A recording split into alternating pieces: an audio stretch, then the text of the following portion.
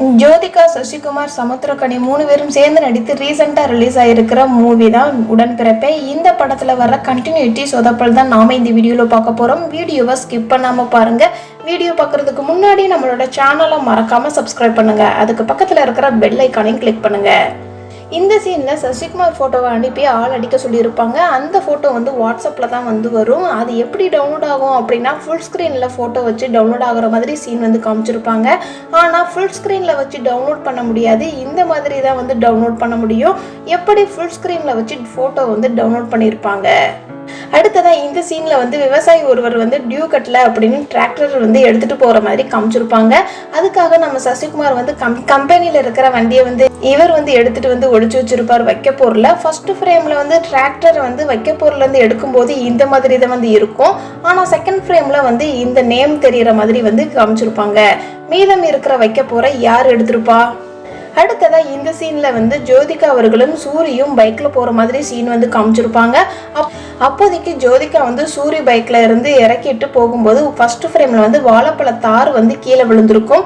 Second ஃப்ரேம்ல வந்து அந்த வாழைப்பழ தாரை வந்து சூரி வந்து தன்னுடைய ஷோல்டர்ல வந்து வச்சிருப்பாரு. அப்போதைக்கு கீழே வந்து ஒரே ஒரு வாழைப்பழம் மட்டும் இருக்கும். ஆனா அதே இது தேர்ட் ஃப்ரேம்ல லாங் ஷாட்ல எடுக்கும்போது அந்த ஒரு வாழைப்பழமும் இருக்காது. நீங்க சொல்லலாம் அந்த வாழைப்பழத்தை சூரி வந்து எடுத்திருப்பாரு அப்படின்னு. ஆனா அந்த பழத்தை வந்து சூரி வந்து எடுத்திருக்க மாட்டாரு. வேற யார் வந்து எடுத்திருப்பாருன்னு தெரியல.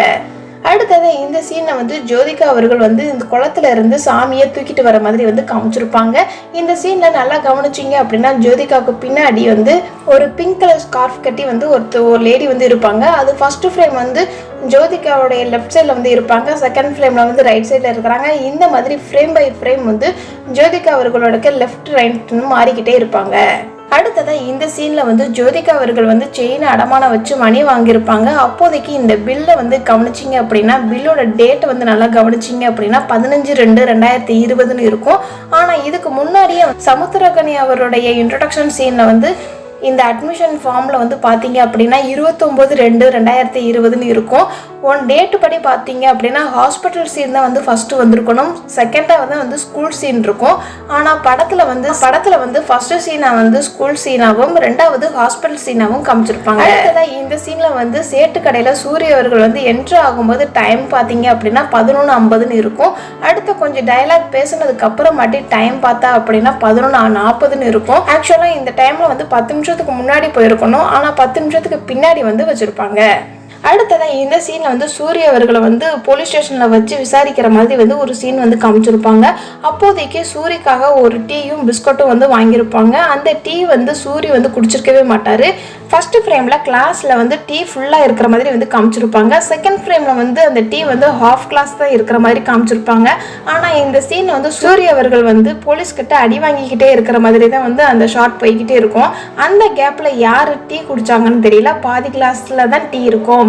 இந்த படத்தில் ஒரு திருவிழா சீன்ஸ் வந்து வரும். அப்போதைக்கு ஒரு 4-5 ஷாட்டில் வந்து ஒரு 4-5 பேர் அந்த ஷூட்டிங் பார்க்கறதுக்காண்டி வந்திருப்பாங்க போல.